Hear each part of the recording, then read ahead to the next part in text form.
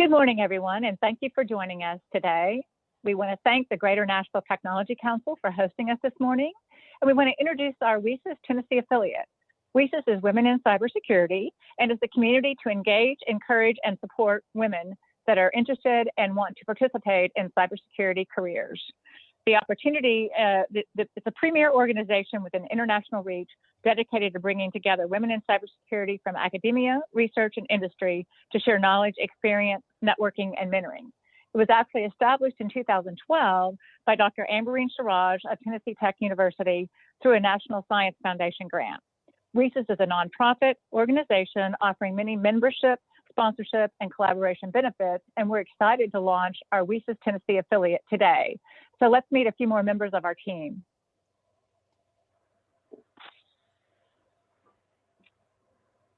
Hello, my name is Barbie Mooneyhan. I have been in IT for almost 20 years. I've been in security for around 4 years, and I've been in leadership for around 2 years.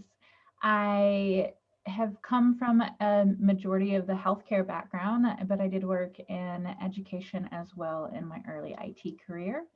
I am WiCyS Tennessee affiliate president, and I'm happy to be having this conversation with you today. Thank you, Barbie. And my name is Janice Reese, and I'm the WiCyS Tennessee affiliate vice president. I've lived in Nashville since I was 5 years old and been involved in the graphic arts industry as well as information technology for about 20 years. I've been in cybersecurity for about the last 5 years, focused mainly on the healthcare industry. Very excited to have the opportunity to be a part of a group that wants to expand women in cybersecurity across the state, and look forward to the opportunity to share more.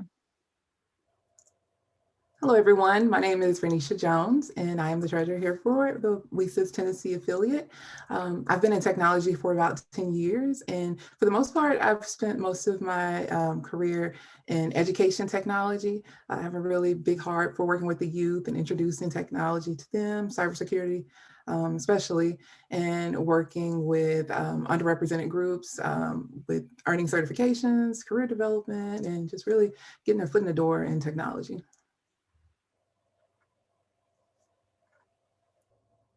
Now let's start baking our cookies. It is time to preheat our incident response program to 360-degree SIM or managed service. If we're waiting for an incident to happen to know what to do, it's already too late. As former FBI Director Robert Mueller once said, there are only two types of companies, those that have been hacked and those that will be. At a high level, let's talk about the technology and processes that should be in place before an incident happens to help with the process of an incident happening.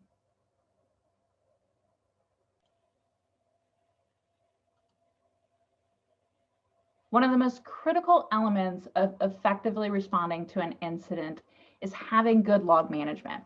We need to understand what system logs in our environment are most important and what ones will be relevant to a security incident, to really understand what we can see and where our blind spots are. Without logs, we have no eyes into what is actively happening in our environment. Monitoring or alerting isn't possible, or what happened in our environment. There is no evidence. Without evidence, there isn't an investigation. Without an investigation, we're left with a lot of questions and not many answers.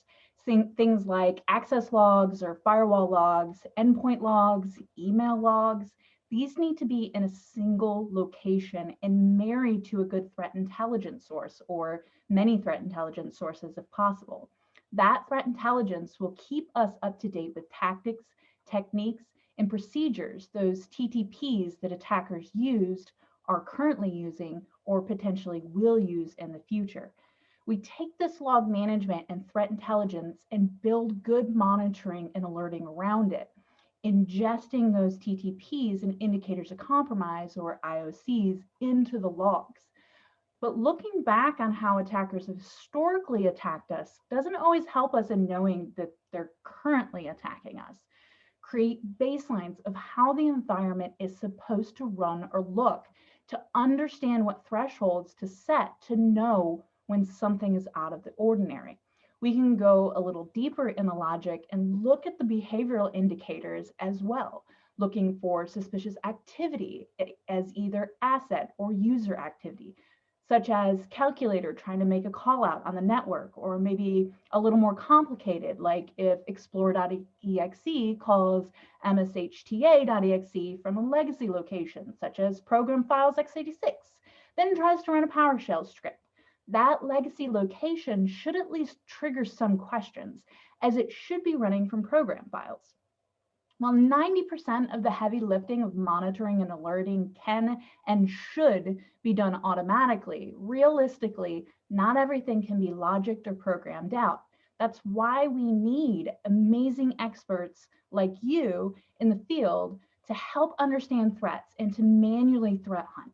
In my humble opinion, there's nothing better than well-trained eyes on glass being able to focus on the important things.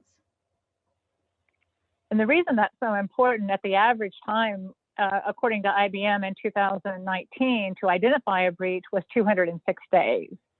So the average time to contain a breach was 73 days. So the better you can prepare and understand what's occurring, the more likely you are to be on top of some of the things that you need to be aware of. The other astonishing number is the global number of web attacks blocked per day increased 56.1% between 2017 and 2018. And as of 2019, cyber attacks are considered among the top 5 risks to global stability, according to the World Economic Forum. So let's talk about a few more things that you need to think about in your incident response plan. And one of those is a RACI chart. And RACI means responsible, accountable, consulted, and informed. And it's a diagram or matrix that's basically used to describe the roles and responsibilities of various teams of people in delivering a project or operating a process. So when you think about a RACI chart for incident response, we want to identify what those project roles are.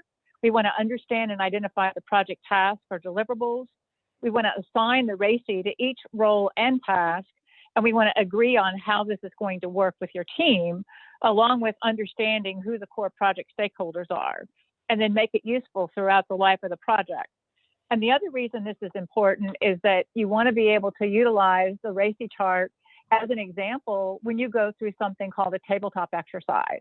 And tabletop exercises are very beneficial to be able to prepare scenarios and events that you and your team can understand and go through, hopefully before an attack, but many cases, tabletop exercises generally come to organizations after they've experienced an attack.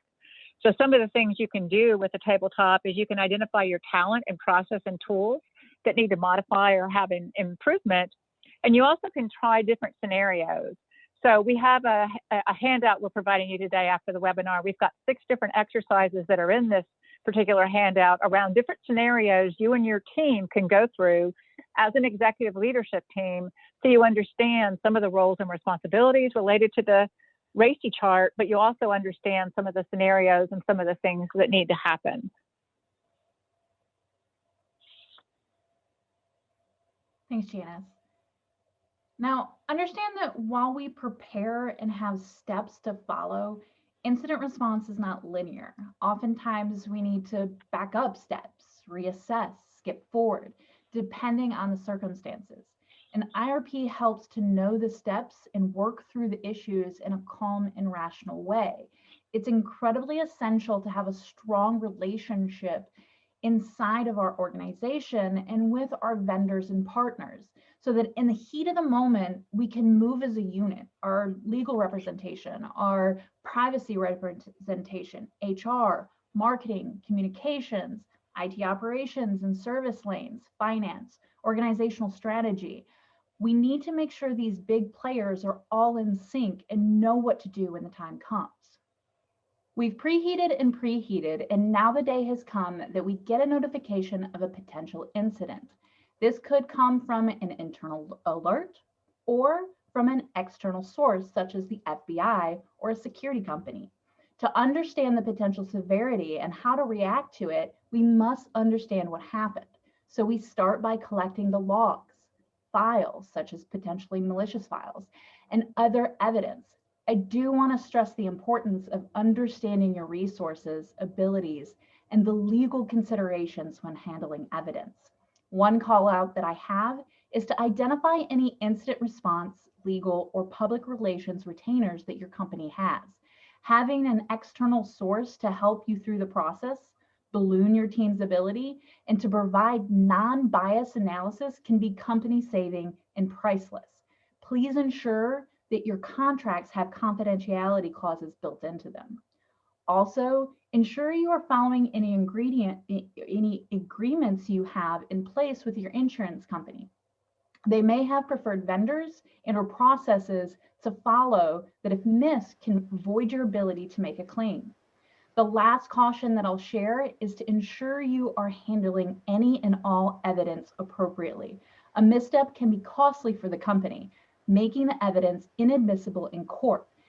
Keep integrity of the original logs and keep a chain of custody of the evidence for work being performed and changing of hands. If in doubt, I highly encourage contacting an expert or having someone trained as a forensic expert on hand.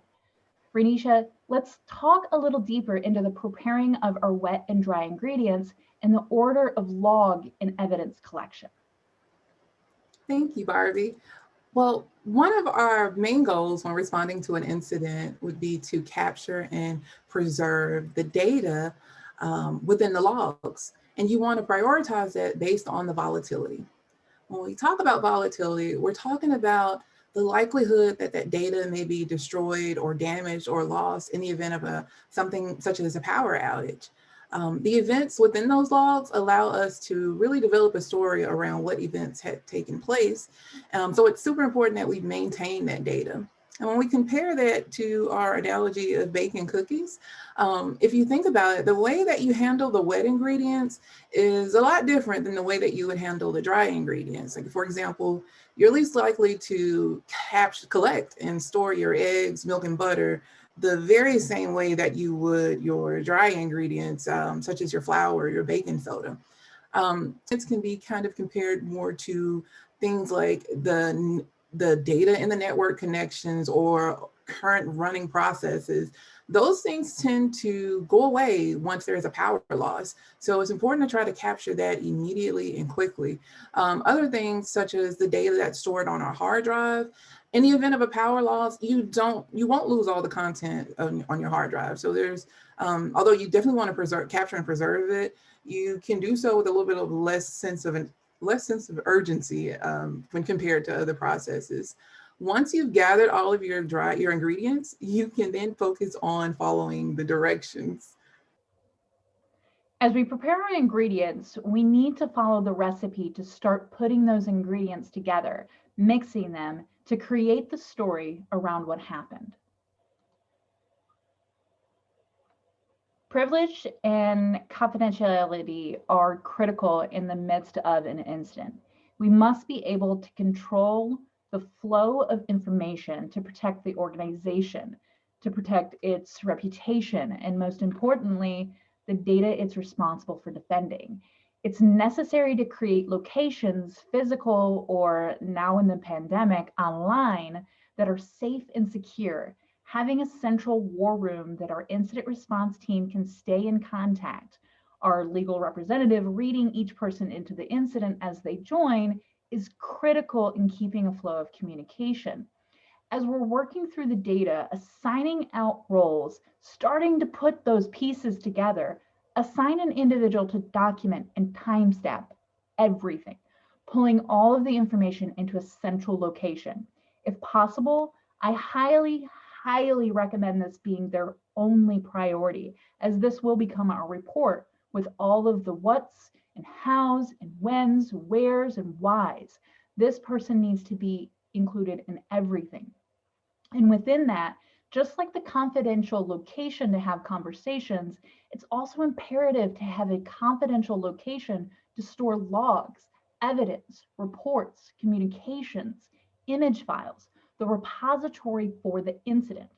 We may even need a physical and a digital solution. If ever it needs to be referenced or called upon, it should be organized in a way that it's easy to pull the data that's needed. Least privilege should be applied. Only the people that absolutely need access should have access. Templates really help with assurances here. Make sure we have a documentation template. Our checklists are ready, and content templates and communication templates. It's hard if we need to stop in the middle of an incident to try to figure out the wording of an email. Trust me on this. There's a lot less stress in the room when we're not shooting from the hip. The communication is calm, collected, and ready, free of emotion, frustration, or lack of sleep. Really, outside of making sure that we have the logs needed to know what's happening or happened in our environment, the next most impactful step will be timelining out what happened. We're going to essentially tell the story, just like the good old detective movies. If we don't know what happened, how they got in, and where they are, we don't know how to stop them or block them out. It's not a complicated process, really. Adjust our logs to a central time zone, put them in order, and analyze what happened. It's obviously more complicated in the moment with malware analysis, reverse engineering, and the like, but keeping it basic is a great way to quickly cut through the noise to the relevant information. At the same time, we'll be building the story around our mitigating controls, providing evidence around defense in depth to prove due diligence and due care, and we'll start understanding potentially what went wrong.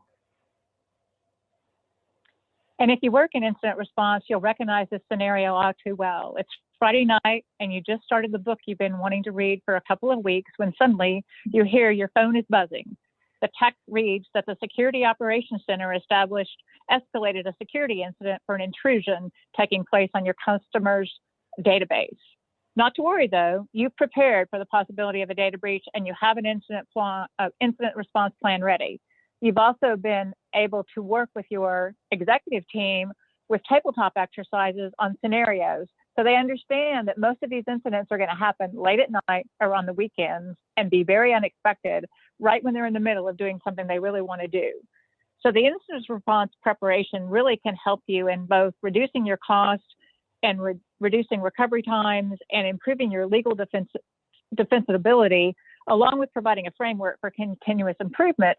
Because to Barbie's point, if you have all those content templates set up, you've got your communication templates ready, and you understand some of the things that you've actually experienced when you've gone through real live exercises, you're going to be way more appropriately staffed and very much more in charge to be able to address some of the things that you need to do. Completely agree. And this really allows us to start understanding the classification, which hopefully, to Janice's point, we've documented in our IRP, whether we call it a critical high, medium, or low, or a class 1, 2, 3, 4, being able to assess when we've confirmed an issue has legal or regulatory considerations around it is vital. We'll also be able to start categorizing the incident, understanding the attack type or types that were used. Was it malware, social engineering, brute force, a little column A, a little column B? If we're good, we'll already have those guidelines for each categorization to call upon that is specialized for our environment, cutting down on a lot of the time figuring out what to do next. This is the time we'll also start to get a picture of what was potentially lost and to start thinking through what impacts that may have on our supply chain. Are there customers, vendors, partners, or others that may be impacted by this potential breach? Could it be a public safety concern? Fresh in our minds is the FireEye breach. Having been breached and losing valuable and dangerous red team tools to potentially nation state players, they responded to the community with Snort and Yarrow rules to help everyone defend themselves from their weapons that were stolen by the bad guys. This open communication may have impacted their stocks by 8%, but the thing that was more important to them was transparency and notifying those most susceptible. As we understand what happened, we can start cutting our incident cookies by containing our impacted assets. Again, incidents are more often not linear. As we determine what happened, containing or stopping the attack is often most vital.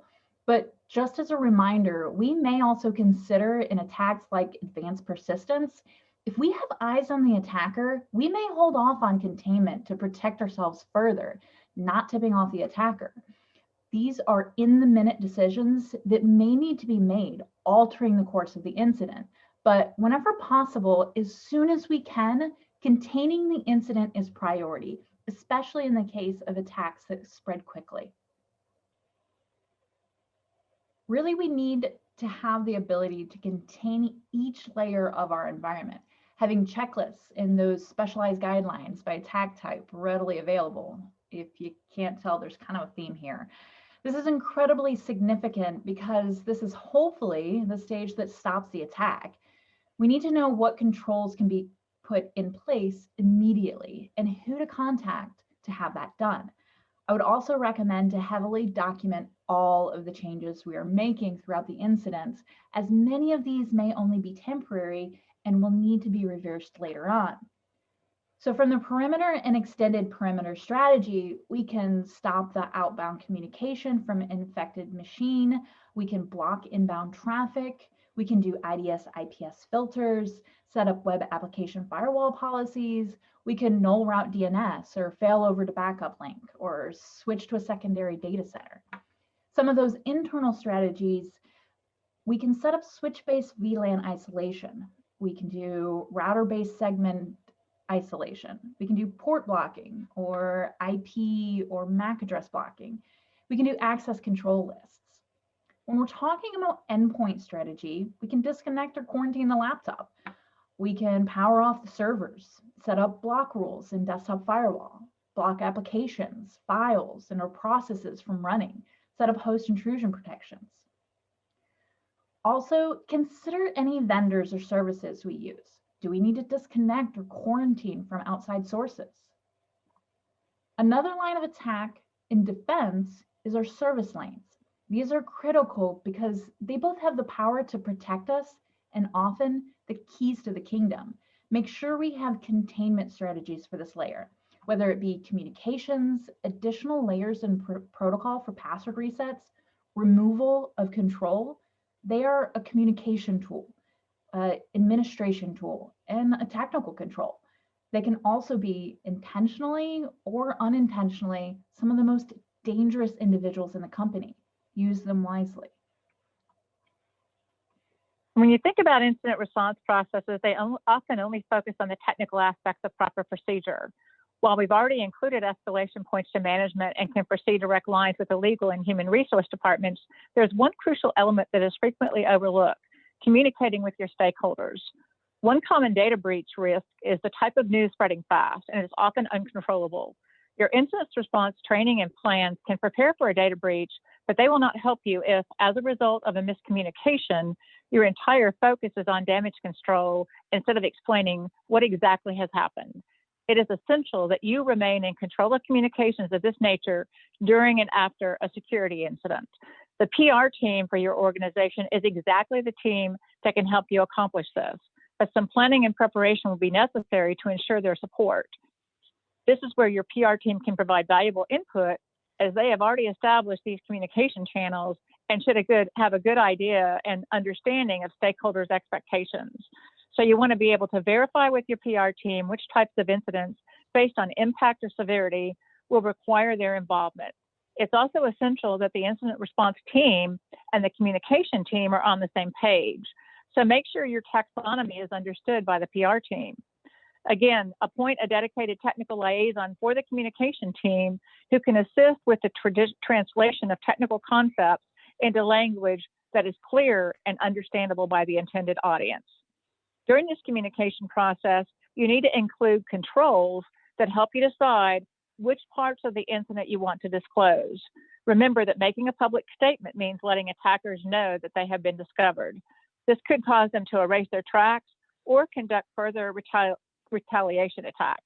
You will need to evaluate disclosure on a case-by-case basis, but it's worth thinking about these scenarios up front.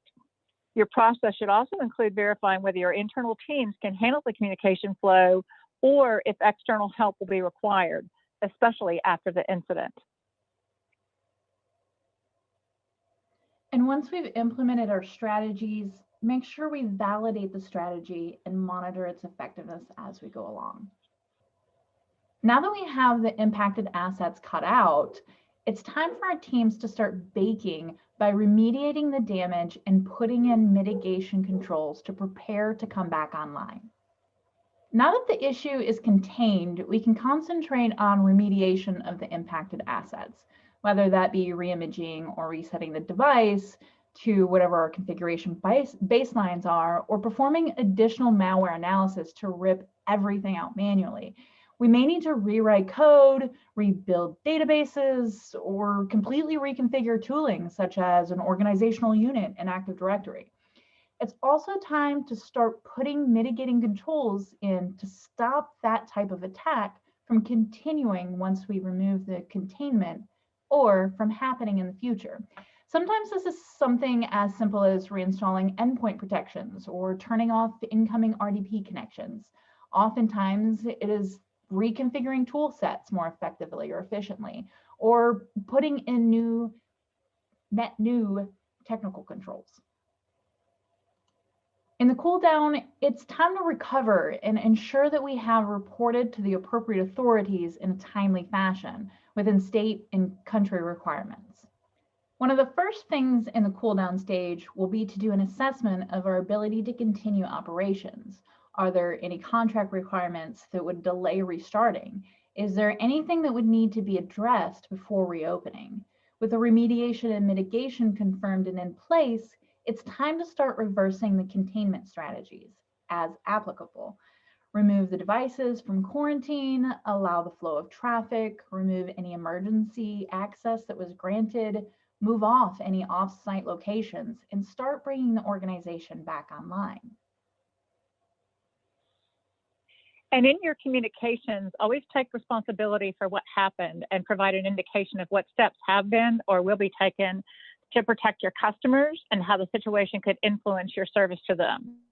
So here are some key elements to think about as you create some templates around the communication. Decide which elements you want to disclose or highlight during the communications. This can include describing the types of data and consequences associated with the breach, especially if there's a risk of losing personal or sensitive information. You should also decide what type of attribution you want to include in your communications if possible. Non-public information for certain stakeholders might include attribution, while public communications might be more generic.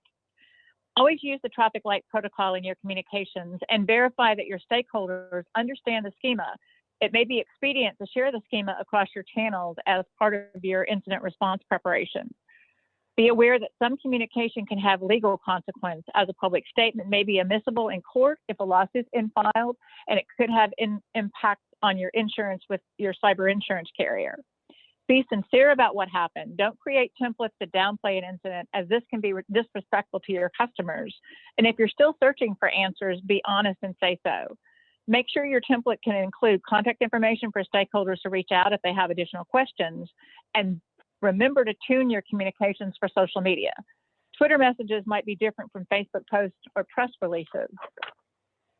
Also, think about the communication specific to each group of stakeholders. Again, this is the value of integrating and having your PR team on board. How do you reach them? Are there going to be dedicated communication contacts at both ends? Who are your supply chain that you need to communicate with?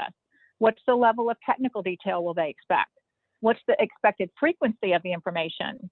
And decide if the communications to the stakeholder group should occur publicly or via closed channels, especially as we talked about earlier, if you want to be sensitive to the actual communication around an actual breach because the attacker is still in your organization. And don't forget about employee communication. It's important to keep your employees aware of the incident and ensure that they hear the details from you and not from the media. Having employees on board during a security incident can help you resolve the matter more quickly and maintain trust in your organization at the same time. There are many considerations on appropriate reporting to the correct authorities and governing bodies. Each state has thresholds and time limits on reporting, as does each country. Each industry may also fall under different requirements, such as HIPAA, PCI, FERPA, and many more. Please take the time to understand these requirements and thresholds to save our companies from any additional fines and legal ramifications. Once reported to the appropriate authorities, this will often open an investigation on their side. Be prepared to work with them and provide evidence of not only the incident, but the controls that were put into place to protect the data's confidentiality, integrity, and availability. Also, being prepared to link these with the guidance and regulations of our specific industry will help move through this process faster. Now let's decorate our security program in additional or long-term mitigating controls, ones that couldn't be done during the incident. Lessons learned is our opportunity to really look back over the incident and determine what went well and what didn't. It's important to do this in a timely manner while the incident's still fresh in our minds. It's also crucial that we are incredibly honest with ourselves. This is a time for improvement.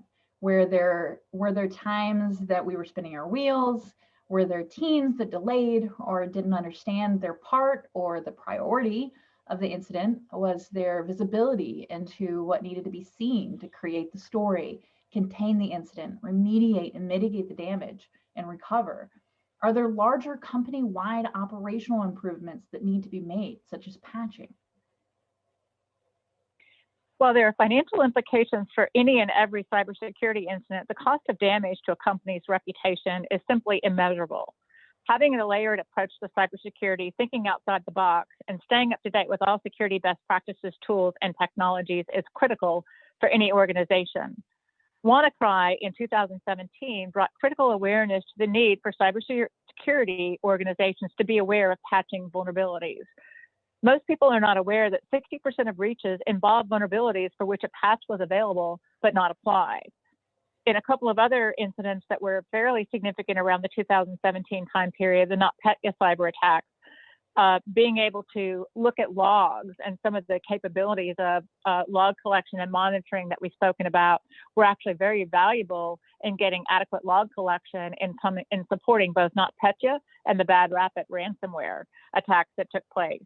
And then one of the other significant breaches was in a financial industry setting where there was a significant data breach in 2019 that broke into Capital One server by exploiting a configuration vulnerability in a web application firewall.